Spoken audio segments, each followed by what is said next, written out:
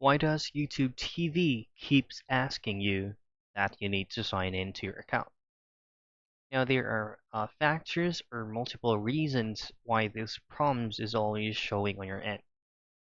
Now, the very first thing why is just because the current browser, if you're using YouTube TV as a web version on your end, the browser that you're using is maybe outdated, or you turned on automatic clearing cache and cookies directly from your browser.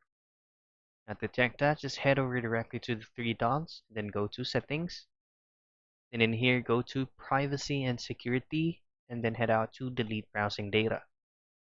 Now some advanced browser that you're using, or some any available advanced browser right there, has a system default in which once you have done try to surf on any websites on your current browser, it will automatically be deleted to one of the cookies and other site data, which will cause to if you visit YouTube TV once again, you will always be asked or there is gonna be a prompt that you need to log into your account. The other factor is by using any VPN. So if you're going to be using YouTube TV on the web version or on the app, just make sure that you're not running any VPN. So those are the keys and things why YouTube TV keeps asking you to sign into your account.